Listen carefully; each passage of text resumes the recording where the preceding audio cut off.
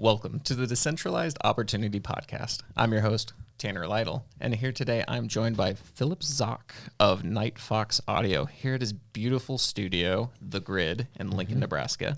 So made the drive up today to come visit you, so thank you so much for hosting me. Man, I'm glad to be here. I'm kind of you're really hosting, but I'm just kind of hosting physically the place. Yes, I'm taking the role of the traveling artist this yes, time. You're on tour. Yeah, so for people who are just listening and watching, The Grid, you're a producer for many different types of musicians, studios. So he was giving me a tour of the place, and it's just absolutely gorgeous. Thanks, man. Absolutely. It's very, not only just beautiful, but just, I don't want to say intimidating, but there's just so many cool things that I'm just like excited by doing. All of a sudden, I'm like, man, I picked the wrong profession. I need to become a musician.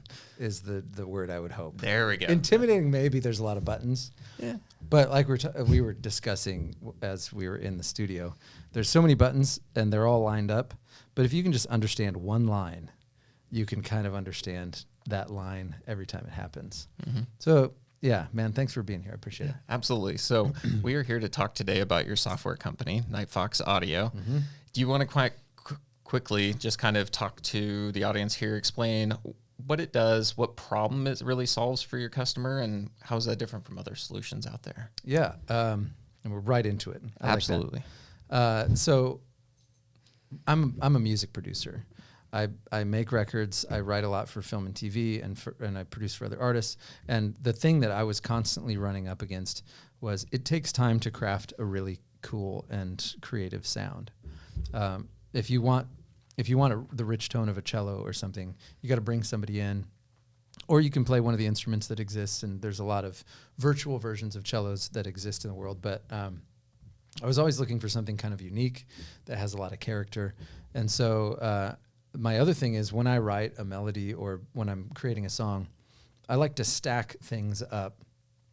Take one sound, write a melody with it, add another sound, and shape them together, and maybe 5 or 6 or 10 sounds all together, creating one melody line. And it just takes a lot of time. It takes a lot of computer processing power to use all of those different tracks to do one sound. So I kind of spent my whole pandemic making sounds one note at a time and combining those sounds in really unique ways so that very quickly I can sit down, I can push a few buttons, write a melody, and have a sound that's really inspiring, that pushes me creatively in a way that I would not have gone otherwise. So the problem is, how do we make music? How do we get inspired creatively? And there's a lot of magic in there that I don't fully understand.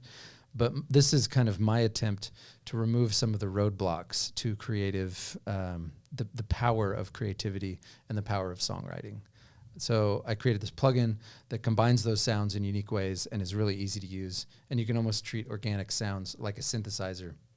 So even without a ton of piano expertise or cello expertise, zero cello expertise, I can make sounds that sound like a cello and then treat them like a synthesizer really quickly. So that's kind of the product, and it's for recording software, and it's a standalone app, so you could use it on tour as a band or just have fun with it on your laptop. Yep. And you were giving me a demo of it, so you just have a MIDI keyboard. You're able to pull up the software, choose the different instrument types that you're wanting to kind of blend between, and there's knobs and dials and all these fun things. But the big thing that struck me was just how quickly you could develop a completely unique tune that never existed before in all of humanity, to where you're like, okay, I want to mix a grand piano with this 80s synthesizer. We're going to add some extra like bass to it and some little vibrato and all these little pieces and go into the knobs and different stuff. And then you just started playing. And immediately, first thing I thought was like movie scores. Just very these epic sounds. But then just the possibilities started kind of like coming to me in my head. And I'm personally, like, I can play the guitar a little bit, but I would by no means consider myself a musician. I'm really just kind of a crazy OCD person who just likes playing scales on over and over. And like, I don't even know tabs very well, like know any songs. I'm just like, whoa, I can do a pentatonic scale like really fast. That's your thing. That's you can my do thing. The pentatonic scale fast. Super fast.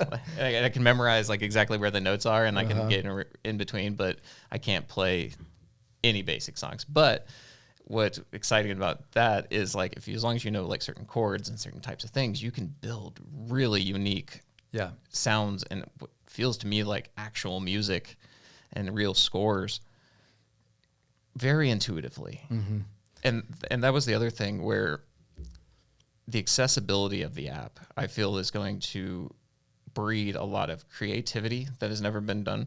And the way you have it designed, it's all about exploration rather than knowing what you're going to, like having something in your head and knowing exactly how you're going to input and change the knobs to get that exact sound. It's more the process, the journey of discovering the music, I guess. Yeah, and it's kind of both, because let's say that you have a vision in your head and you have this cello part that goes, you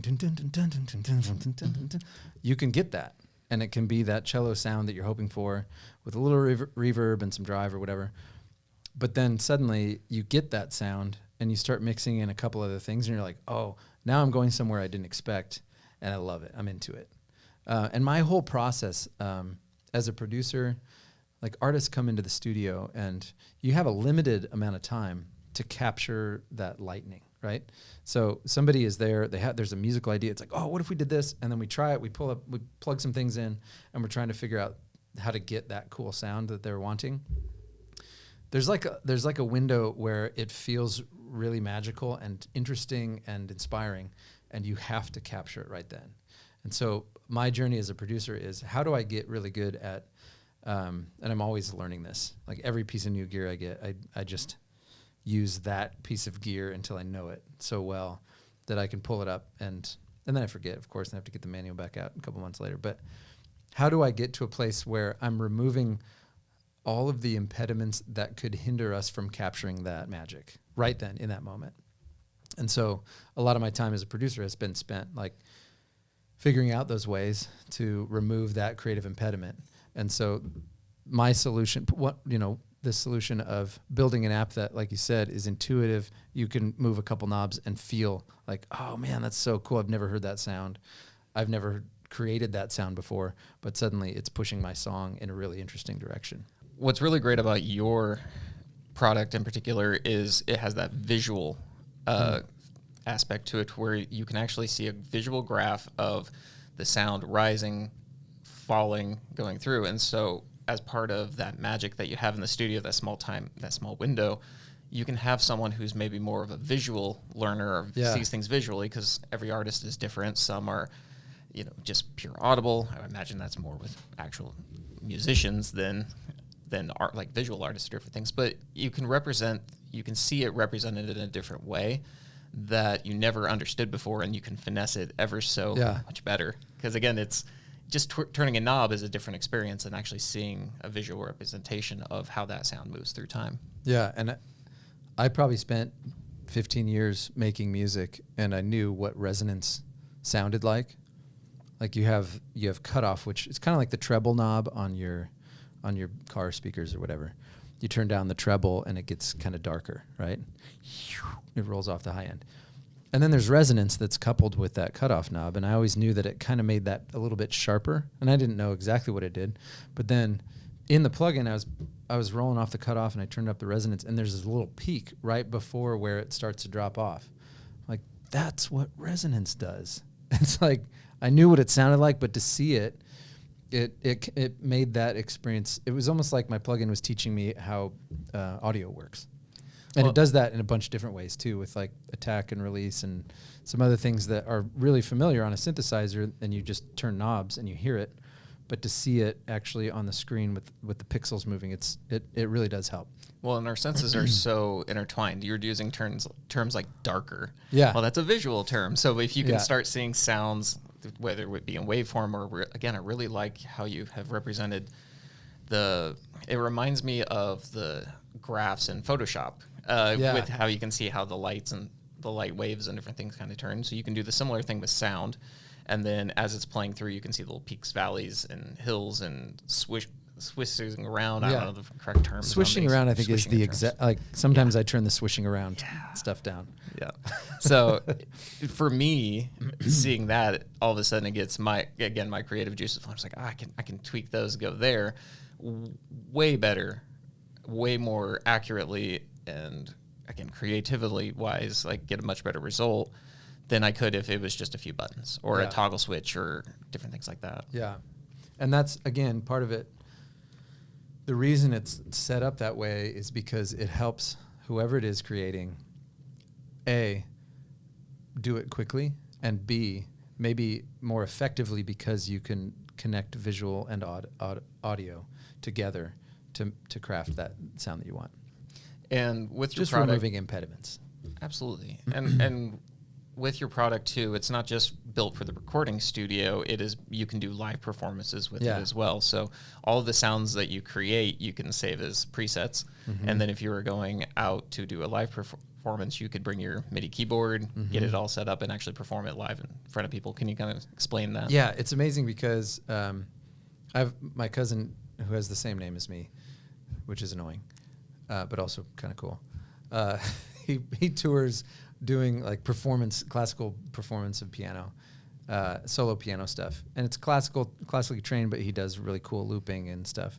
But it's hard for him to go to a venue and know that they're going to have a really great piano that's in tune that they can put on the stage, because pianos, you have to tune them after you move them, right? So he just travels with a big MIDI controller and uses these sounds as he's traveling, which is amazing because he knows it's going to sound the same every night, and he can click one button and everything's the preset that he saved for that next song. And that's so powerful to have control. Again, it's that element of removing any way for the magic to disappear.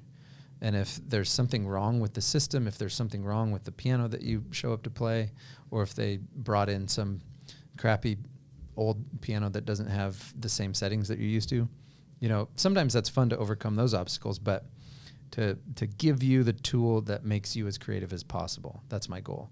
And to make it accessible for people that don't have a full grand piano, that don't know a cello player, people that can't play guitar but they want guitar tones, people that want a synthesizer but they don't want to go buy a bunch of vintage synths. I've done a lot of hard work playing all of those instruments one note at a time, recording that note, chopping it up, and making it available to you in a virtual space so that you can play it with a tiny little keyboard. Yeah, I want to dive into exactly how you kind of built that. But first, quick question about your cousin. Does he use a lot of those features that kind of intertwine different types of pianos to get a unique sound each time? Yeah, I think so. And what's really cool is that in real time, he can assign some of the buttons on his MIDI controller to be the volume for some of those other tones. So he can be playing something and turning up the second sound as he's going. And so the low end creeps in, or some kind of shiny other tone, like just the hammered portion of that grand piano is being turned up as he's performing. And so it's very performative, and it can evoke a deep emotional response because it's happening in real and you're using it like a real instrument.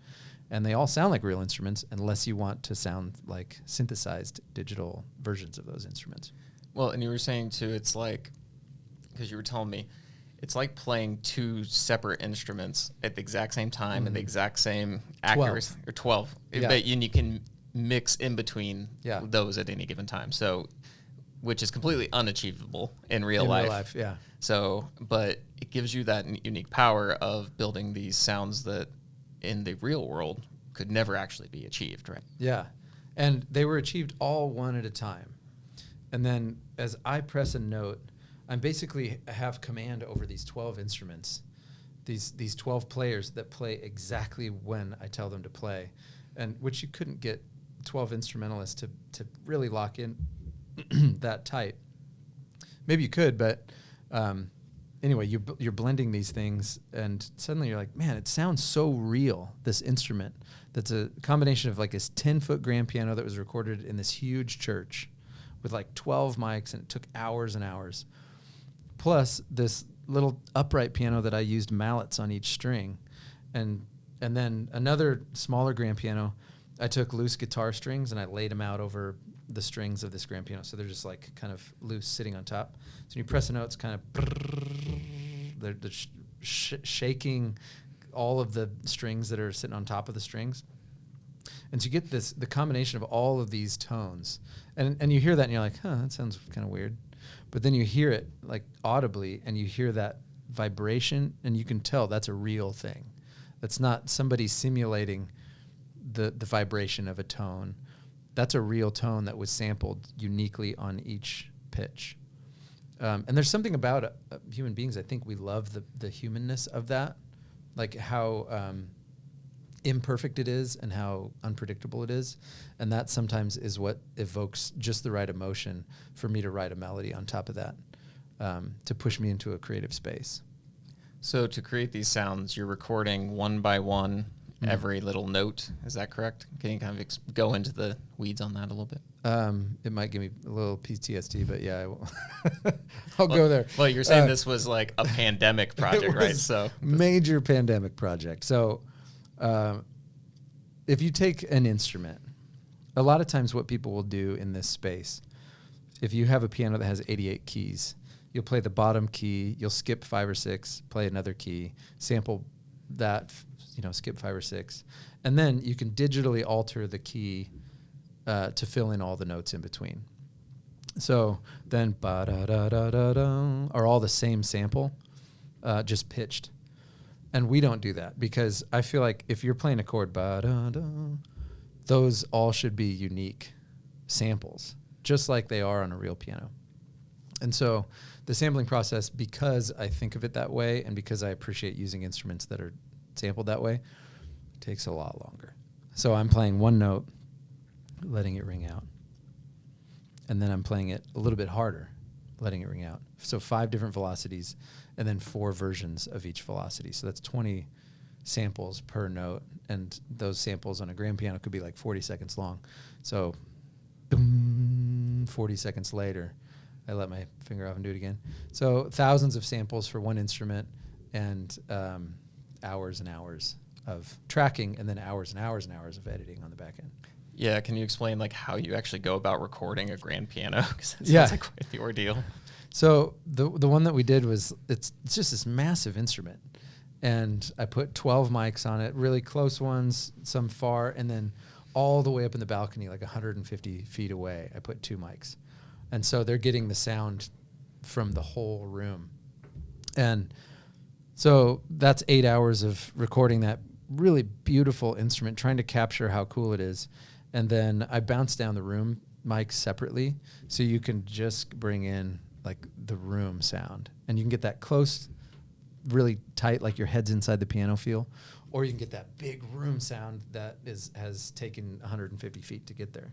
And it was an intense process. And then sometimes you have to pause if a motorcycle goes by or if a plane goes by or if someone's dog is really loud outside the church or whatever. Or if the air conditioning kicks on, you have to go turn the air off. And so it was quite a process. Wow. What was the event that led you to record your first set of samples? So it was kind of a series of things. I was traveling a lot. And I toured in a band for a really long time. And we were on the road like 280 days a year some years. And so just in a different city, we're trying to write music all the time as we're touring.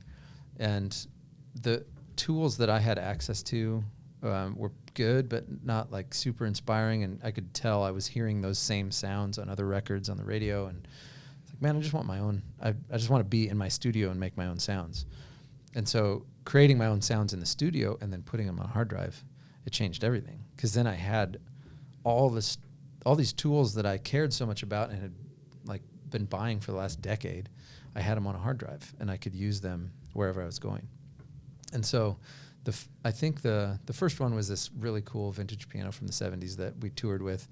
And then the whole next set, which is where I got really serious about it, was cello. Because I kept bringing this cello player in and he was about to move to New York. And I was like, man, what am I going to do when you're gone? You got all these really cool textures that I always ask for. So I brought him in and he did these like insane like arpeggios, and it's hard to talk about sound. I'd really like to just show the people, but I showed you earlier. Mm-hmm. So really real and like you're in the room with a cello. That's how I wanted my samples to feel. And So I spent tons of time creating those samples, and then it sent me off into this world where I think I've made like 130 different instruments now. Wow. And we have a lot more planned. Nice. So can you kind of describe to me a little bit of the process you've had as an entrepreneur then to kick this off? Like, when was the decision point for you? You're like, okay, I think I have an actual software company here rather than just a set of samples for me to use.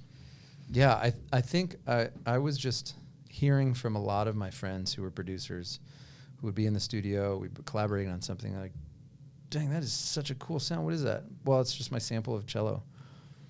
Man, you should, like, can I use that? And so I would start giving them to other people. And then I got really serious about building the plugin to be exactly the tool that I wanted. And that took a long time, and I almost quit like 20 times because making software is really hard. And getting people to understand what the vision is, getting like software engineers to understand what the vision is and why musically it matters so much was hard, and there were so many obstacles, and I'm glad that I pushed through, because by the time it was done, I was like, this is exactly the product that I wanted. And I'm glad that I have it, and enough people started responding. And then one of my friends, he actually owns a huge marketing company here in town. He came in and listened to it. And I was like, what do you think? And he was like, you need to go through the startup ecosystem here in Nebraska. People want to be part of stuff like this. And I've just kind of been in an island of making work because we travel so much. I don't know a lot of people in town. And so I started having conversations, and I was amazed that people cared, and that it was really a meaningful journey for me to meet people that care about what other people are making and want to be a part of that journey. And so I was really surprised and encouraged by how people responded in that way. Is there any like specific instance or thing that our local communities here in Nebraska have that you think they maybe are unique to our area, or just something that you just didn't realize was fully there before? I mean, unique to the area, maybe, because I don't know. I'm just learning about what it is here. But I found that people are, like, you get intimidated by somebody that has had a lot of success, right, in business. Artists, like for me, if I bring an artist in the studio and they've had a ton of success, it's still kind of intimidating, but at least it's something that I understand, and we can talk about how they write a song, or how they craft sounds, or how they tour, whatever. But like these bankers and other, like I didn't have a lot in common with some of these folks, but I was always surprised at people are just people, and they get excited just like I get excited about things. And the comment that I got a lot was, I don't fully understand it, but I think it's great. And I can tell you're passionate about it, and I think it's going to work. So, and I got enough of that too. But I think Nebraska is amazing about putting on like events for startups, and the ecosystem here is so encouraging. I never felt like I was being belittled for my ideas, or I always felt like people were pushing me forward, which is really cool. And it was kind of a shock to me that there were so many people that would care about something like this. Yeah, I find it here in Nebraska, especially, it being an ag community, you can never really tell who has money and who doesn't. Yeah. It's like you go to a diner, and it's like the guy who's in the beat up overalls and stuff is probably worth 10x the guy who's off in the business suit or something like that. So it has a really neat, unassuming aspect to it, and I would say a humbleness to it as well. And like you were saying, where genuinely, because we're smaller communities, we're actually a community where you're not just transactional with people, but you're going to be dealing with them over the long term. I live more rural, but I really do feel that here in Lincoln, or with the people that I know in Omaha, and those whole things. Like they wanted everyone to rise, because we're not some big area like Silicon Valley where it's all kind of like dog eat dog, a lot more cutthroat, or New York, the same thing, where there's 8 million people, so you'll never see that person again. If you screw them over on that deal, then whatever. But here, we all want to build something better for the future, and that whole thing of a rising tide raises all ships is really taken to heart, I feel. So that's one thing I've uniquely seen is, whether I've been building companies or just getting in the startup scenes or working professionally, all those aspects is it's people want others around them to improve and really want to help guide them along in that. So yeah, and I found that to be totally true and incredibly inspiring because you feel a little bit alone as you're building something. Another really cool experience was this guy, Cohagen Wilkinson. He's my business partner. I found him through we found each other through the funding cycle for this company. And he came to kind of check it out on behalf of the Nebraska Angels. And he realized that it was the kind of thing, he had some music production background too. And he asked like 4 questions after the meeting. Everybody else was kind of filing out. And here's another thing about the meetings. Like, we set up a half an hour meeting at the studio to talk about this stuff with all these people that, they're part of the fundraising community. Obviously, they're busy. They have a lot to do. And so these half an hour meetings would turn into like 3 or 4 hour meetings, just people hanging out in the studio. I think that's part of the power of like creative energy, that just the space, it just makes people feel comfortable and want to hang out. Anyway, so Cohagen, he was like, hey, what's your delivery system like on this stuff? And he asked like 3 or 4 other questions, and I was like, man, I was just going to put it in a Dropbox folder and email it to anybody who bought it. And so he was like, I think we can do something far more elegant than that. And so in a very short conversation, I realized there's a bunch of stuff that I have no clue about.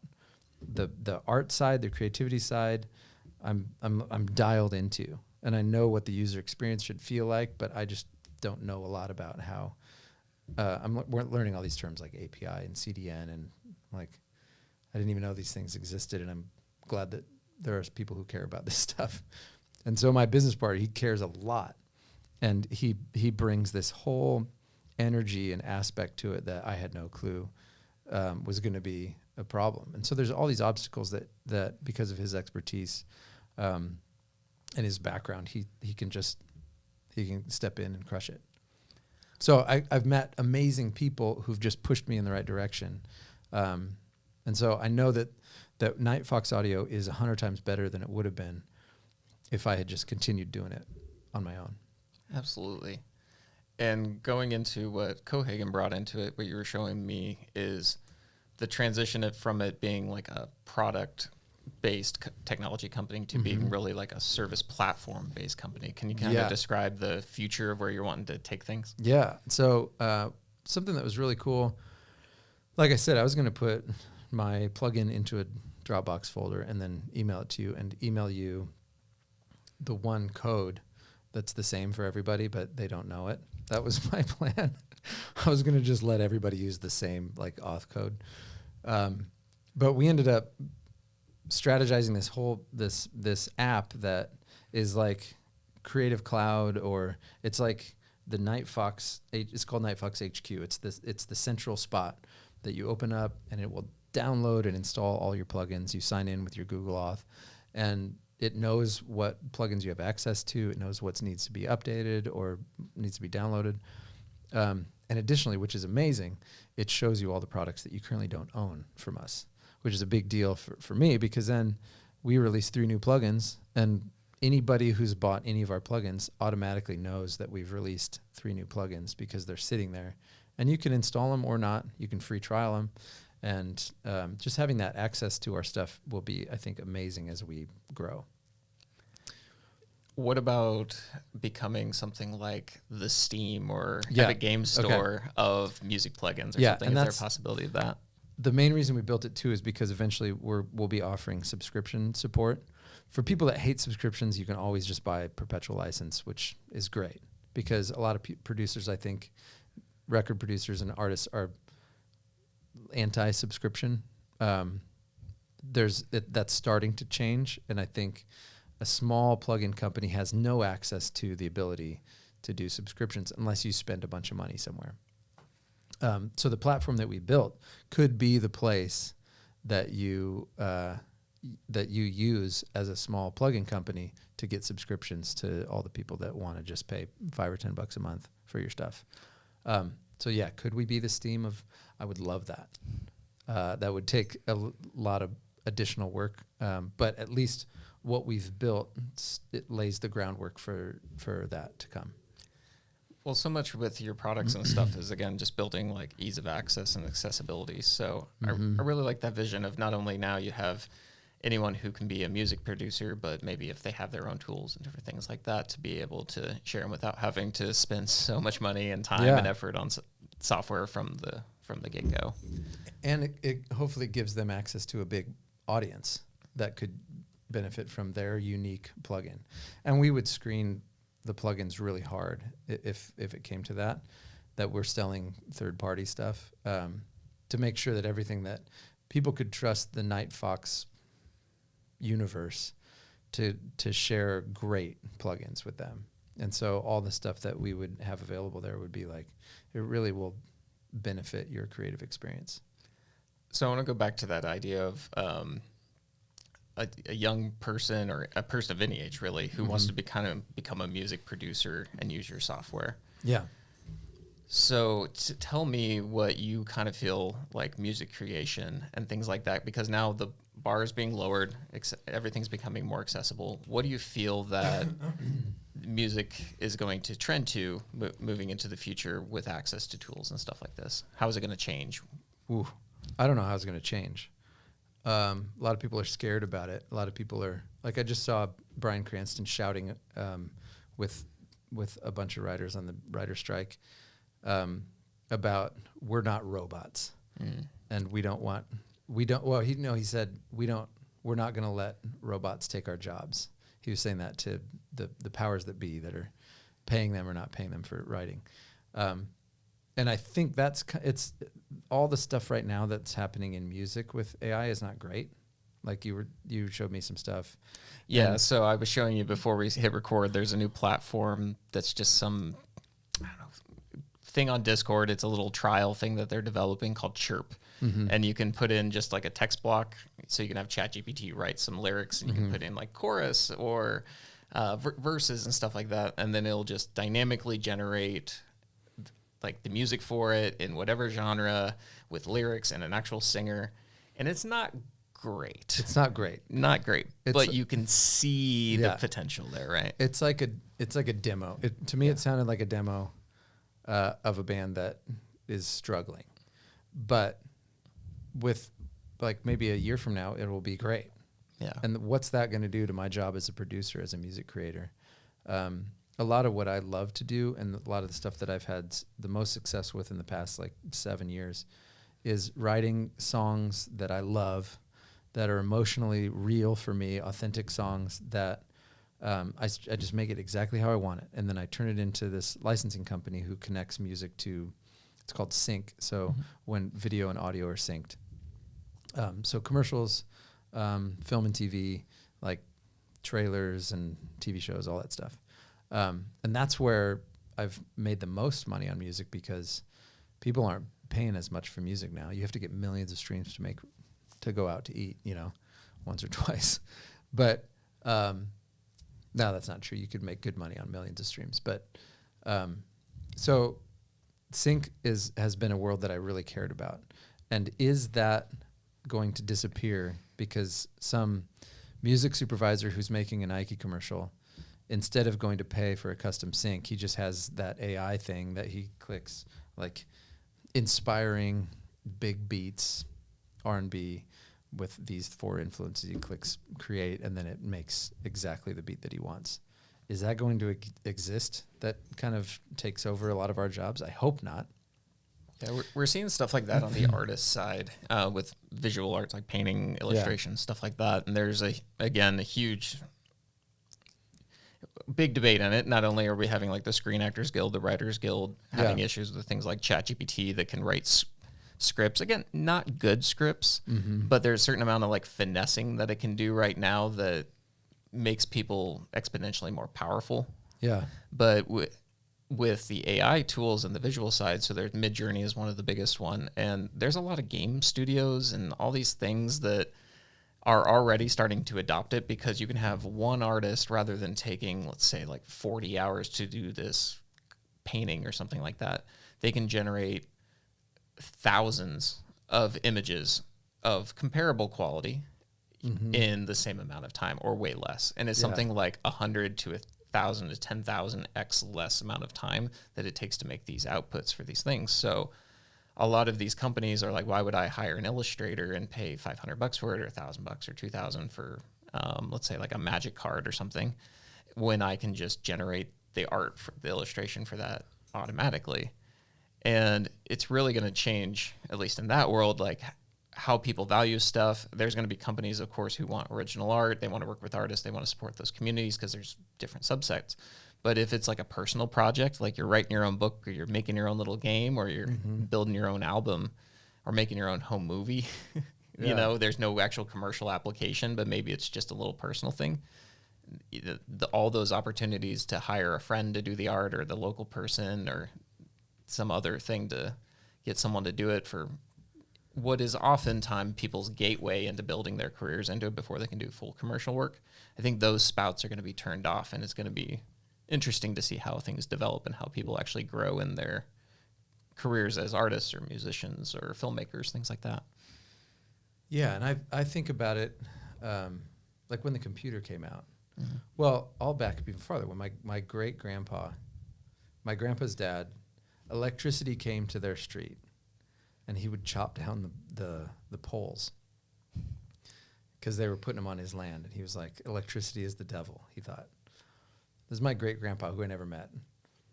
But my grandpa telling me stories about electricity coming to their street, and they were just so scared of it. They thought it's this evil thing. And then fast forward to the computer and people complaining about, well, now people aren't going to know how to make real music because the computer helps you. Like digital recording takes all the art out of it, which isn't true, right?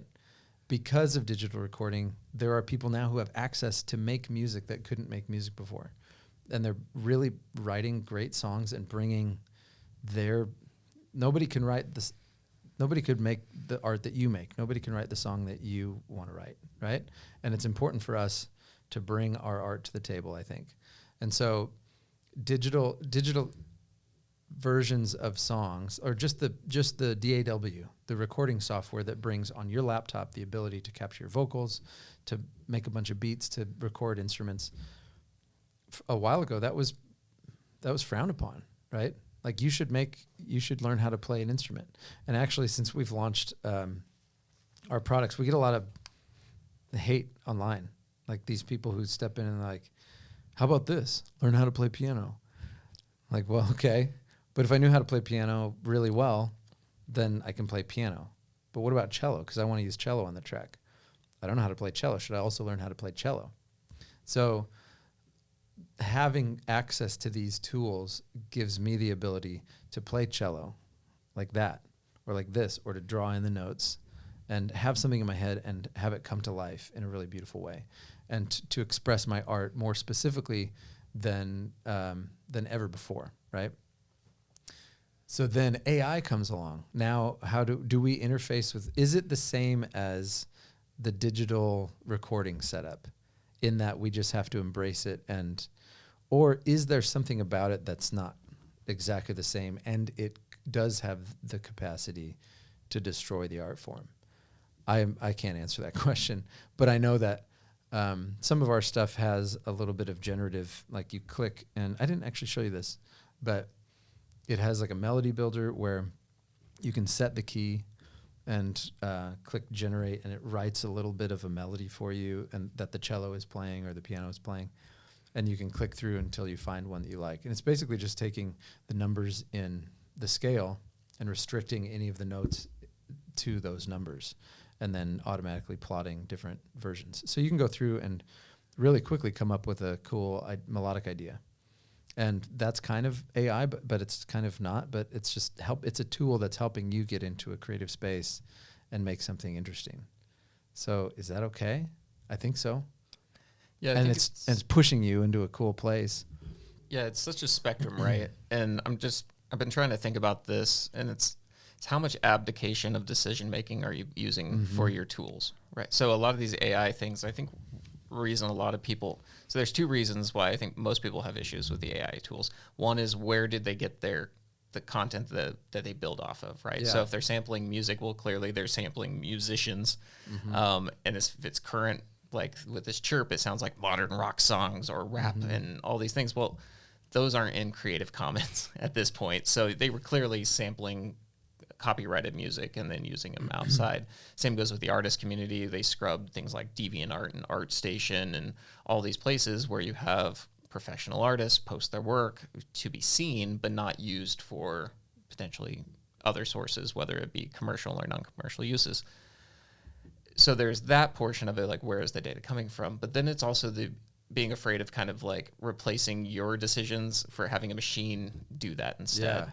And so if you are using these tools to aid you in your decision-making ability, so again, you're playing around with these graphs and these tools and your audio stuff, and you're creating a sound that you yourself could never create without the thing. It's an actual tool. Yeah.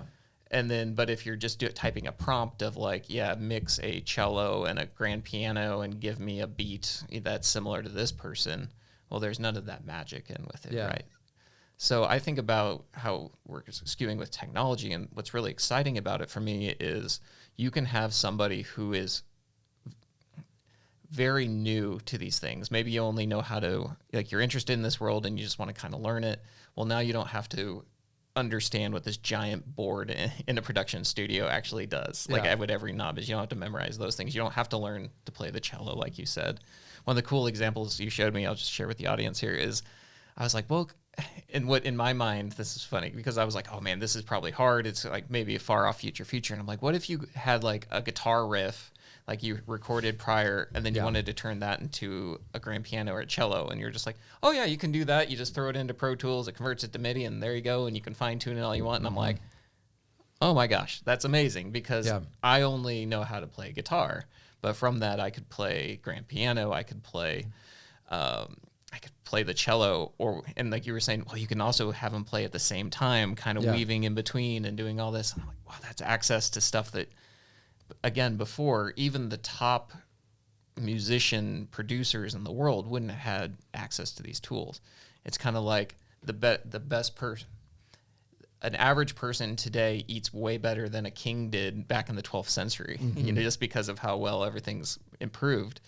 So we're seeing that now with music and art, and you can take somebody who's living in a rural town or off in wherever, give them access to these tools, and they can build and output a product, a music product or an art product that is comparable, if not better, than what could have been recorded 10 years ago or 5 years ago or even a year ago in some cases. Yeah.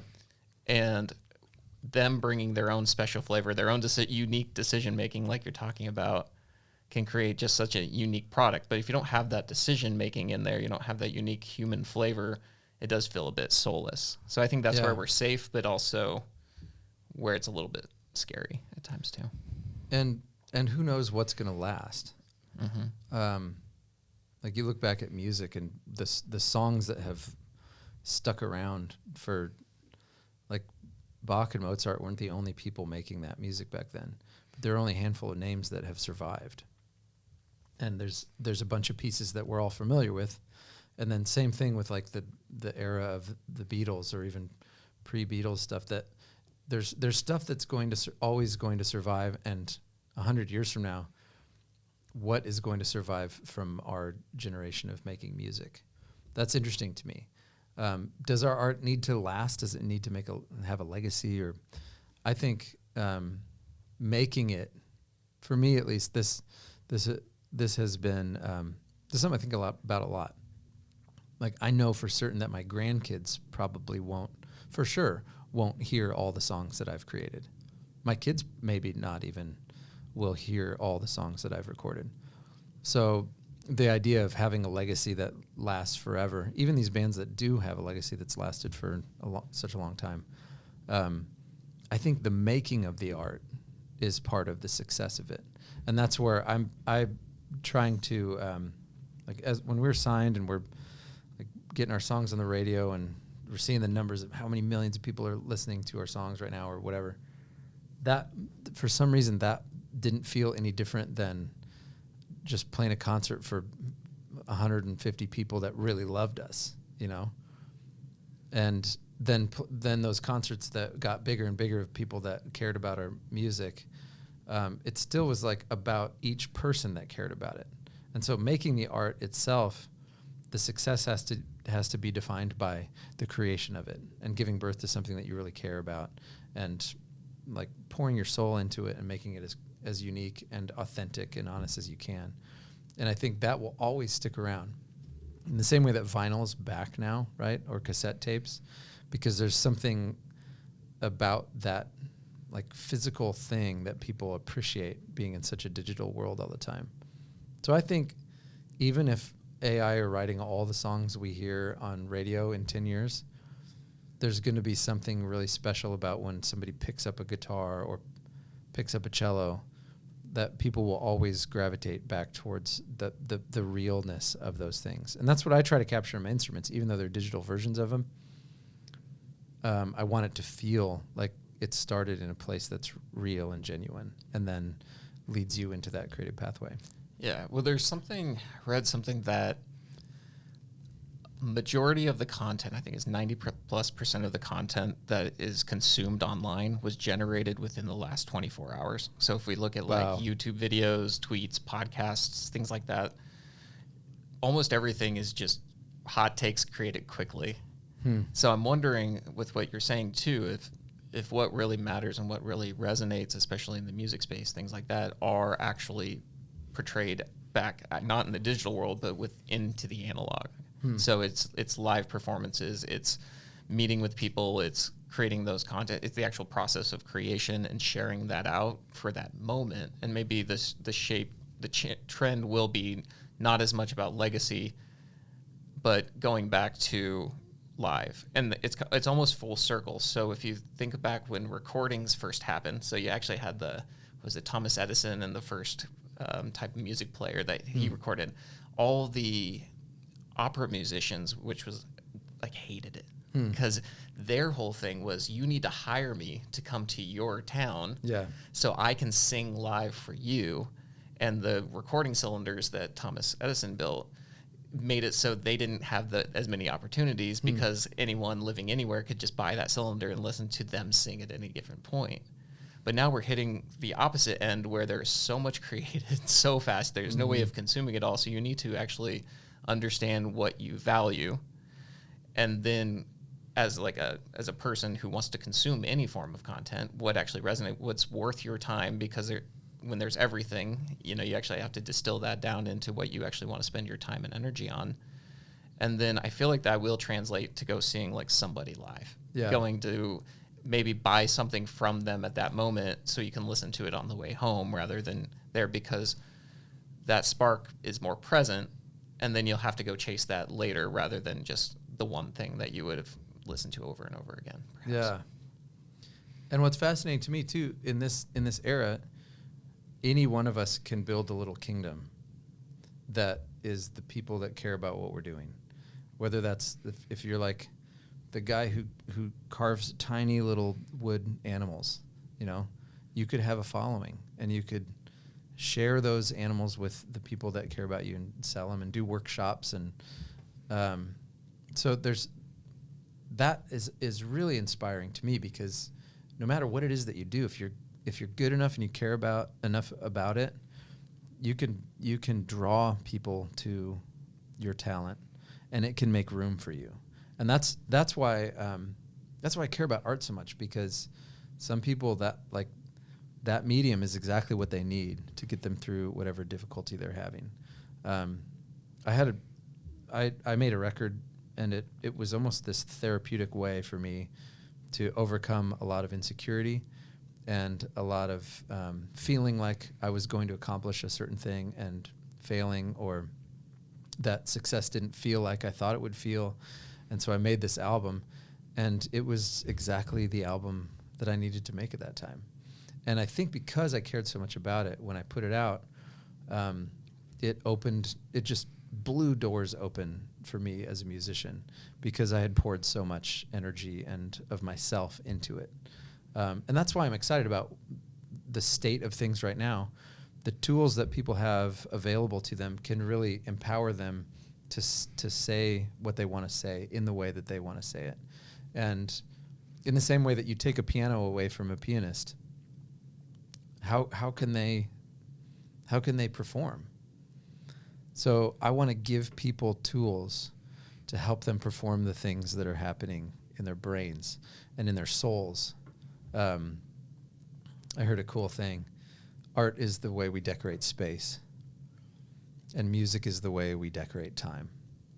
And I want to give people the tools that they can decorate the time in their lives, create soundtracks for all of us, because I can't write your song. And if you want to write your song, you can now. And you can put it in front of a bunch of people. And that's exciting to me.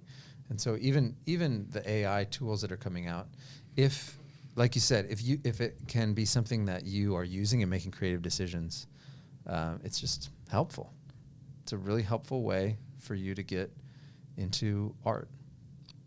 And maybe you'll make some really bad stuff, and then you'll get better and better, just like I am. So we like to wrap up the podcast generally asking for advice that the listeners can take away if they were wanting to start their own business or whatever. I'd like to do it in two parts with you, because you have the musician background, and I would be really interested in what advice you'd have to somebody who is looking to build a career in music, maybe as a producer or as an actual musician in a band, and then what advice you'd have somebody as a startup founder in the technology space, because I know you're new to that, and that's a whole different animal than the music world. Yeah, it's different and it's the same, because it's expectation and reality not always meeting up. And it's obstacle and overcoming obstacle and get creative about solving problems. And it's not listening when people say no, but then when enough people say no, noticing that maybe there's something we need to adjust, I would say for musicians, and this is something I spend for the last 10 years as a producer. So as an artist, and then working with producers, with great producers, and being on tour and interfacing with other artists that were like heroes of mine, playing shows with them, it seemed like you always feel like you're gonna, the next level is it, right? But then there's always another level. So my suggestion for artists, whenever they're in the studio and we're talking about how to get a bigger audience, or how to have success, or how to survive just making music, I always say make art that is true. Make art that is exactly the kind of art that you want. Don't think about who's going to listen to it or how people are going to respond. Make the thing that you really want to make, because there's enough people that resonate at your frequencies that are going to be drawn to it. So make it exactly like you want to make it, and be excellent. Care about it. Really care about every aspect, every sound and every note. Care about it and make the record that you want to make, because that will draw people to you. And don't think about your audience or how people are going to perceive it. Just make it. And there's going to be haters, and they're going to come out of the woodwork just to tell you how bad they think you are, or how much better their creative thing is, and just let it roll off. Learn how to take that stuff, and we're learning how to do that as a business now. Getting these comments that are just why would you go out of your way to tell us how bad you think we are? You haven't even used our products. I hate Google reviews with such a passion. Oh my gosh! And these are just Facebook comments, but yeah. Oh. So and then on the startup side, you are going to encounter very shocking obstacles to your success. And you're going to encounter those on a personal level, and then the team is going to encounter those, and you just need to be super resilient. Believe in what you've created, but listen to people and take their advice. Maybe not implement it, but be aware if you're getting the same negative advice from everybody, and shape that into what you're building. But be confident with what you're building, and know that you're going to hit roadblocks that feel insurmountable, and all the bids that you're going to get for everything are going to be dramatically lower than what you're actually going to spend. What do you feel that's given you that resilience to carry on? Man, I am like baffled, but I've thought about that a lot. What is it in me that can hear somebody get on Facebook and tell me just one word, trash? Like they're just responding to me in an ad saying, dude, this is how I make this sound. Check this out. And then somebody just responds trash. And I'm like, what's the point? Like, why you got to say that? But I don't care. At the same time, like, I know that what I've built is really inspiring to me, and it's helped me to achieve creativity. So, and what was it along my journey that gave me the confidence to just be like, I don't really care what you think. I'm doing something that I care about. I think partly it is making art that I fully believe in. And that way, if I've invested my heart and soul into something, the success is in the making of it. And no matter what happens next, it doesn't matter as much to me. And I think we have to come to that space as an artist and maybe as a founder to make something that we really believe in, that we really find value in, and the people that we've shared it with have found value in it, and we have to believe in that. So Philip, where can people find you online? Nightfoxaudio.com is our website for the production tools. Thegridstudio.com is where I interface with other artists and singer-songwriters and producers. And then Instagram, Facebook, Philip Zock. Fantastic. Well, thanks for having me again. Dude, this has been amazing. Thanks Awesome. for your chatting. And there's a lot here that I'm going to keep thinking about. I'm like, I have that problem with people. I always pose like drop questions in on them. Yeah. And then just leave. Well, let's revisit in like a year or two when there's tons more actually great AI music making tools, and we'll see what everybody's thinking at that time. We'll see who survives. Yeah. All right. Well, thank you Thanks, again. man. And thanks to everyone who watched. Bye-bye.